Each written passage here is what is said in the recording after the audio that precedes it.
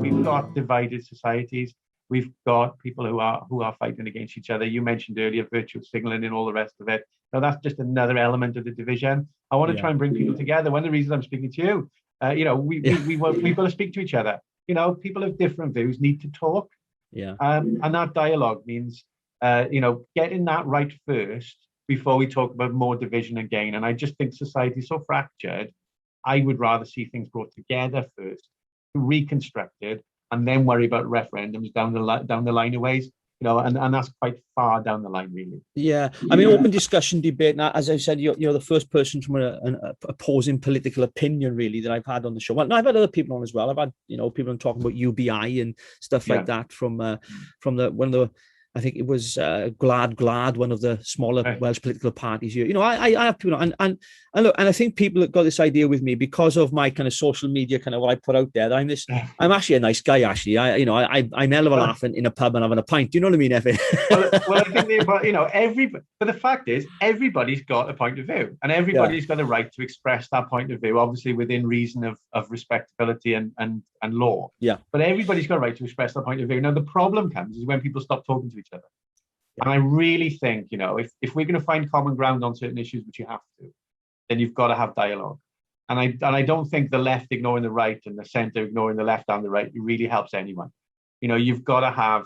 I don't even know how you position yourself, Richard. I've got no idea. I'm not even going to ask you. But I just think people of opposing views must have that dialogue and try and find where the common ground is, especially post-COVID. I think my position is I keep changing because society changes so much, and I see things and I just get passionate about certain issues that I feel. Social injustice, you mentioned right at the start, got you involved in politics. That's really the real reason why I say what I do and I do what I do and I shout and scream and, Twitter, do this program, because I'm passionate about things. When I see things that are wrong, I think, at least someone speaking up. That's why I do what I do. It's the same as you, really. But of course, now I'm going to get on to other things as well. Now, of course, we've mentioned Twitter quite a bit. Now, have you been watching the football? That's what I want to know. And are you supporting England?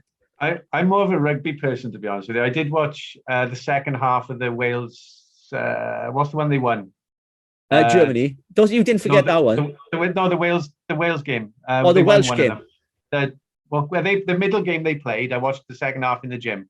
So I'm be honest, and I did watch the first game in the pub as well. But I enjoy it. I like it, but I'm not really a football fan. So I know you're a rugby fan because you got blocked by Clive Woodward on Twitter, didn't you? I did. That was one of the proudest moments. Because he talks a lot of nonsense about Welsh rugby. There's nothing nationalistic about it. He just talks rubbish. And you call him out and he blocks you.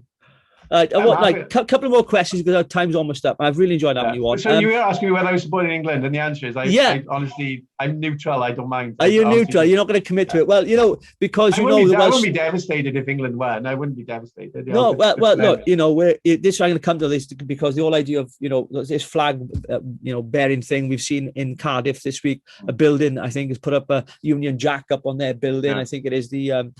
One of their official offices, and social media went mental. People saying, it's the Union Jack. What's your position on that?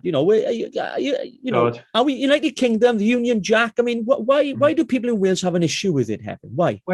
I think when politics starts becoming about flags, I think politics is in the wrong place.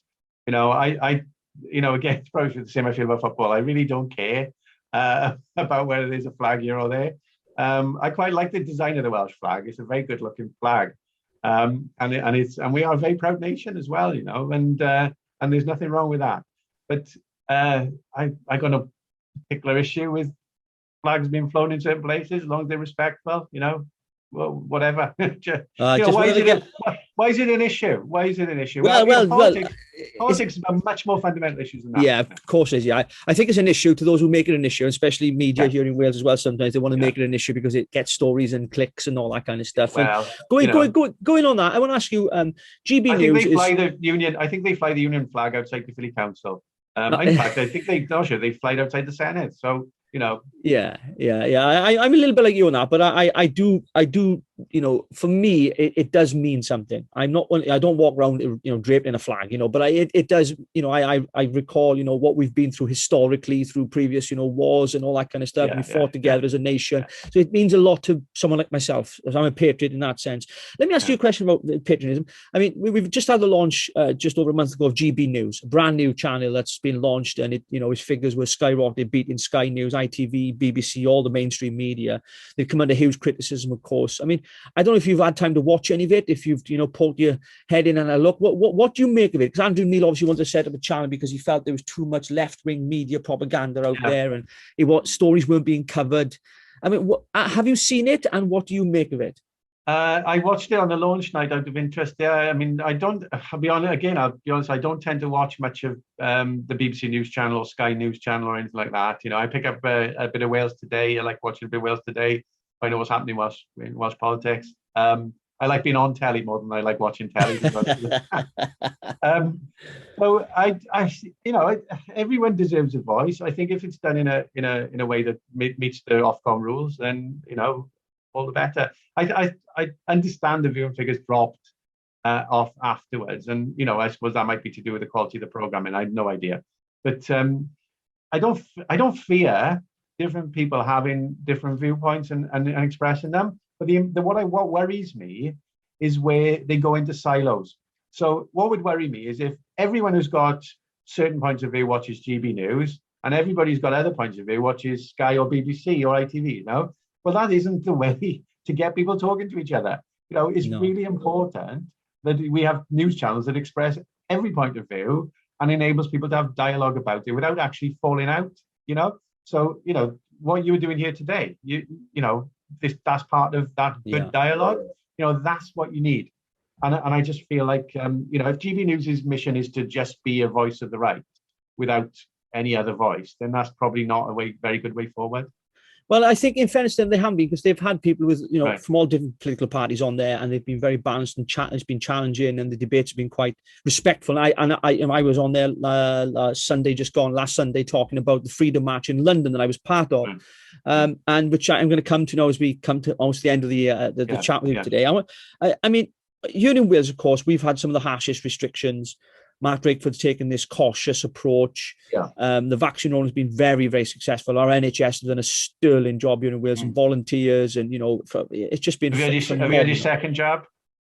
I'm not having the vaccine by choice. Right, okay. I'll put it on my viewers. I'm healthy. I'm well, but I will say my two eldest children, 21 and 19, have had theirs. It's their choice. I'm not anti-vax, as I said at the start. I'm just pro-choice, and I just don't feel I need the vaccine. My take on it was this: at the start of the pandemic, we were told it was the elderly and those with underlying health conditions. Now, with 85% of people, UK figures, this is, of course, vaccinated. You're in Wales, massive vaccination rollout. The build-up of immunity in a community for me is enough, and I don't feel that I personally, or my wife actually, that's for health reasons for her, but it's ethical reasons for me, that I refused to have the jab. What does concern me about it is that it's the narrative. It's almost compulsion now that you can't travel or have a foreign holiday in Spain or wherever you want to go unless you've had the vaccine. That worries me a little bit, of course. But my reasons for not having it are not in any way political or anything like that. It's just I don't believe I need the vaccination. And I'll tell you why, Hefin. Back in December, when the pandemic hit in March and December, my wife, myself, my children, we were all very, very poorly, very ill before we knew it was a pandemic. And it was all like flu-like symptoms. And I went out to a pub a couple of weeks later after I'd been ill with my mates watching the rugby, funnily enough. And I think it was the Autumn Internationals or something. I can't remember what it was. We were watching something. Yeah. There was 8 of us in the pub, in the White Lion in Blaenau, right in the heart of the valleys. And the landlady the next day messaged on Facebook saying, I've tested positive for COVID. So if you're in the pub that day, you need to get tested. Out of the 8 of us who were out drinking, we all got tested at the same time, put our tests in. 7 of them came back as positive for COVID. I was negative. So do you think you'd had it? Yeah? I believe personally that I had it. And based on that, for me, and look, I marched with, by the way, I sent a testing kit in, I was going to do it this afternoon, actually. I marched with tens of thousands, hundreds of thousands of people in London with no masks, with no social distancing and everything. And I can guarantee you, I'll come on the next show next week and I'll tell people, I'll put the test results on here. I'll probably come back negative. And I think, there's this idea that, and what worries me more about it is the compulsion now for children to be vaccinated. It really does worry me, because I think that's too much. Let me respond to that then. Yeah. So, fundamentally it's your choice. Absolutely. I don't think it would be an acceptable society where we said people had to have vaccines by law. I think that would be extraordinary, and it would be a step too far. But at the same time, I listen to my doctor's advice. So if my doctor, who knows an awful lot of about healthcare than I do, tells me that this is good for you and I recommend you do it, I will take my doctor's advice. And the advice from clinicians is 2 jabs protects you from a risk of severe illness and death. That's the advice from the doctor. And therefore, I take that advice, and I recommend everyone take that advice. It's clinical advice. It's not politicians' advice, it's clinical advice. And, I totally understand your view about certain parts of the rules that don't seem to make sense. And I think part of it is applying blanket rules in all circumstances it does have those anomalies. But I really do believe this is clinical advice. The JCVI is an expert panel. They're made up of those experts. I know a lot of people challenge, well, this expert has different points of view. Well, these are the ones that are advising the government. These are my doctors. I listen to my doctor, which is why I think it's really important to take that advice. Now, you choose not to take that advice. I think my view is you're putting your own health at risk, but it is your right to do that. And but at the same time, I would strongly recommend. I've said on my Facebook Live, I strongly recommend, if you're offered a vaccine, take it. And that's advice I give you. I'd still say, Richard, take the vaccine. I don't want to see you ill. Well, I appreciate your advice, but you're not my doctor. But that's what the doctor's saying. Yeah, of course. Your doctor would say to you, take the vaccine. Yeah, well, the doctors do a lot of things. They don't get it right all the time. And they say, try these tablets. It doesn't mean they're going to work. I understand what you're saying. I'm not belittling it, and I'm not saying people shouldn't have the vaccine. Let me make that very clear. If that's what people want. I think my concern was over this idea that, there's this kind of jabbed and unjabbed kind of society that we're creating now, almost as if like the unjabbed are the ones that are at fault for, maybe another kind of spread of the virus and all this stuff. And I just get really concerned that we're creating a 2-tier system that seems to be happening. I don't think this isn't going to be around forever. And I think the advice on social distancing again comes from clinicians, and I think it's the right advice to take. I really do believe that. I'm not, and that's not a party political view. I really do believe that that's the right advice to take. Let's come back to this freedom issue though, because I think you've got a very strong feeling about the freedom and libertarian issue, and I understand that because I was one of the Senedd politicians who, on March 24th, 2020, voted to bring in these restrictions. Now, don't think that I voted on that thinking, press a button, happy. This was an incredibly difficult decision to make. And every single politician who made that choice, and it was unanimous, I believe, in the Senedd, I think. I'm not sure what position Greg's party took, but I know that Conservatives, Labour and Lib Dems voted for it, and Plaid Cymru voted for it. It was a very, very difficult decision to take. And what I've said to people time and time again is, it's awful that we've got to live under these restrictions. It's unprecedented. And what all of us can agree on is we want to see these restrictions lifted as soon as it's safe and right to do so. Now, I think where the disagreement comes in is some people will say, well, now is the time.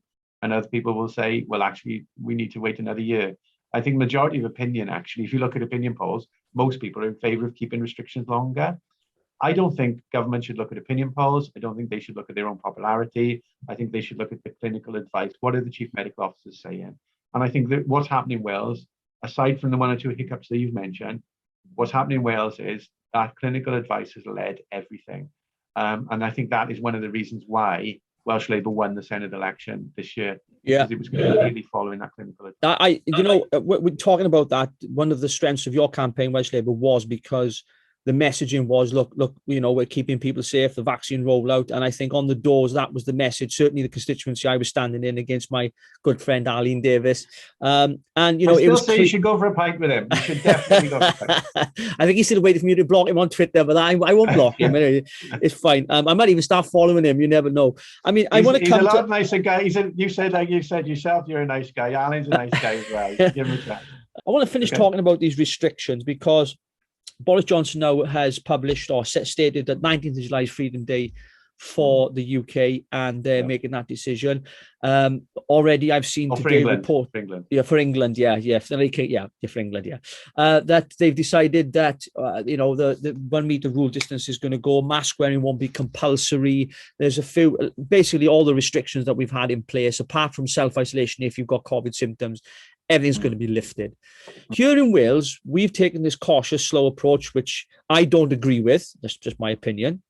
I think there should be. I think there should be one single approach, led by the four, governments coming together. Northern Ireland, obviously, Scotland, England, and Wales coming together. That kind of collaboration of, making statements together, so we agree on it. Principally because COVID doesn't understand borders. It doesn't go from Monmouth and then you get to Ross and White, get to England and think I'm not going over the border. If people travel, people work. I just want to know what are Labour's plans, because we hear stuff from press conferences and briefings. I mean, I watch a lot of what goes on in the plenary. I listen to what happens in the chamber. I know that Laura-Ann Jones was talking this week about the scientists that you mentioned that were giving advice to the government, saying that masks, they don't really work. They're bad for children. And yet we're still making our children wear masks in school. I mean, I'm just throwing those at you and saying, what is Welsh Labour's plans, if any, to lift these restrictions? When's it going to happen? We've got no dates. We've got nothing. So let's just take the point you said about the United Kingdom first. If you turn it on its head, I said decisions should be made closest to the people that are affected by them, which is why I think the Welsh government is the right body to make those decisions. Equally, I think in England, I would rather see regional parliaments like the Manchester Mayor, making those decisions for the parts of England that are most affected by it. So, I just feel that England is too big a bureaucratic body to make such big decisions for the whole area. The other thing is, Boris said the 21st of June was going to be the Freedom Day. They've had to go back on that because of the medical advice that's come in to say, actually, be careful. I suspect they're going to end up going back on this one too. Well, I hope to goodness they don't, because there will be tens of thousands, hundreds of us marching. They will be, but it'll also be majority people who will be happy with it. If you look at the Conservatives polls at the moment, they're doing all right. And part of that is because people are agreeing with what they're doing with the pandemic. And that I think that what people agree with is listening to the medical advice, I think. In Wales, we do 3 weekly reviews. So people have asked me on my Facebook Live, will weddings be free and as they were before the pandemic in September? The answer is I don't know. The reason I don't know is the Welsh government doesn't know. They'd make decisions on a 3 weekly cycle. If you ask Mark Drakeford where we're going to be in 9 weeks, his answer will be, I can't tell you. I'd like to think we're going to be completely free and open, but all the advice I'm getting at the moment suggests we won't be. I'll make that decision in 3 weeks' time. So everything has been decided on a 3 week cycle. And I know that's hard for business and it's hard for planning, but ultimately it is the right way to go because we are still learning about this virus. What we need to know is, are the vaccines breaking the link between getting the illness and being hospitalized? The fingers crossed, the evidence hopefully will show that link is being broken. I think then you'll start to see freedoms lifting much more widely. Yeah, but I need that cycle to happen. Yeah, I get that, but you're saying led by the data. But here in Wales, constantly we're hearing from Welsh Labour, the Welsh government, about the success and how many people being vaccinated and hospitalizations are low, deaths are low. Welsh Labour did an advert, for candidates to put on their Facebook page. Welsh Labour's vaccinated, or all adults, whatever it was. I didn't use that. I didn't use that in my campaign because I don't think that's what campaigns should be about, right? And I think anytime Welsh Labour says, we're champions at this, I think that's the wrong approach. I think you need to be saying, judge us on our record as a government, judge us on what we've done in the pandemic, but don't start making memes about it. I just think that's not the way forward.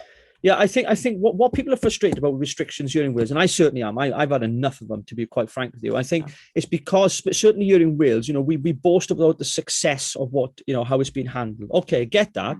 But then I don't think you should boast. I don't think you should boast. But then I take your point, and I can see. But I think when we see stadiums packed with 40,000 people, for example, and we see people at Ascot, we see the G7 summit, no social distancing, no mask wearing, drinking champagne, eating caviar, and all that kind of stuff, and then only so many people can go to a funeral. Only so many people can go to a wedding. And it's like you can't dance or you can't sing. I mean, when you look at these, right. But at this stage of the pandemic, surely, Hefin, right now, I know there's 3 weekly review, and I think it's 19th, 15th of July, I think the market was due to make the next kind of thing. I think the date is 19th, I'm just concerned that the government have restricted us for so long. Surely now, from our government here in Wales, there should be a statement that says, look, we are going to lift restrictions. They're not to give us details, but at least give us some hope. Ascot and Wembley are in England, don't forget. You wouldn't have seen the same situation in Wales. And also the G7 summit took place in England. I think that was a very poor example of leadership by leaders across the world at G7. I think they need to act as we're being required to act, and I think that was a failure. And Andrew Marr, I think, picked up COVID, didn't he, at that summit, and was very ill. And he's double jabbed. I think I really think they got that wrong. That isn't happening in Wales, and I'm frustrated. I've got to do these the Senedd by video conference. I hate. I mean, I think parliamentary politics is a contact sport. You've got to be able to see the whites of people's eyes. You've got to be able to intervene in speeches. Parliament, is just very sterile when you've got to do it that way. But at the same time, you've got to do it at the right time. And, I totally take your point. Mark Drakeford, people are looking at him saying, when will we be free? The truth is, and I came back to what I said earlier, you've got to tell people the truth. The truth is he doesn't know. He doesn't know because he hasn't had that clinical advice yet. We've got to have patience and wait for it. It's going to come. It's going to come soon. It will happen because we will have studies on the Delta variant and the break and the result of the vaccine and breaking the link. But we just need that little bit more patience. It's very difficult to say it, but we do. But we need leaders who are going to lead by example. And I think in many cases, you're absolutely right to say our leaders have failed us by not leading by example. I mean, Matt Hancock, well, listen, I've been very vocal about that, but just remember closer to home years, we had 5 members of the Senedd who, whether by the letter or spirit of the law, when they shut pubs from selling beer, 4 days later were drinking down there and, thrown the licensee, the woman under the bus. I'm not going to talk about that with you today, but there's a good reason not to get into that because it's still the subject of a standards committee report. So that's still going to be report on. There's a system that's working through. It is working through. It should be faster, to be honest with you. I think the electorate deserved it to be faster before the election. The big standards should have reported faster, but it's going through the process. And I think there is a system in place. Equally, there was a system with Matt Hancock. He had to resign, and I think it was untenable that he could have stayed. So, there are these systems where our politicians are getting caught. I think, they've got to be better. And Dominic Cummings is another example. Leaders must lead by example, and I think that's the challenge here. And I'm thinking about it all the time. When I make my dad's on the drive, can I come in? And I'm like, no, you can't. Oh, come on, nobody's looking. Not that he actually said that, but that's the kind of conversation you could have. Yeah. And no, you've got to stick to those rules. Now, extended households, actually, just to be clear, they do allow that now. They do. Yeah, I think you're right in saying, and I agree across the board. Forget the devolved government here in Wales. Across the board, politicians that make the law, decisions that govern us, and then they breach them or break them, or in some ways, twist them.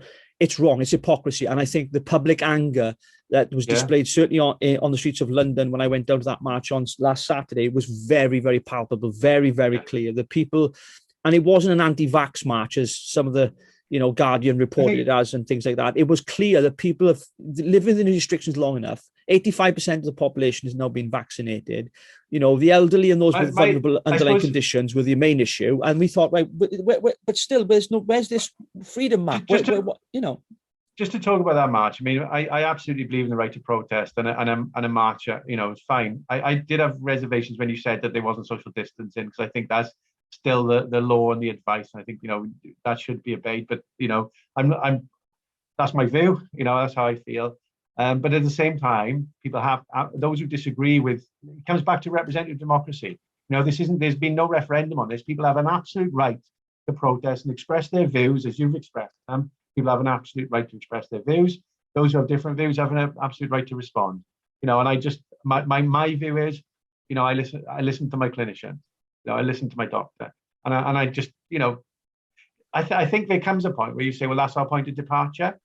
And there will be a point of departure in an argument.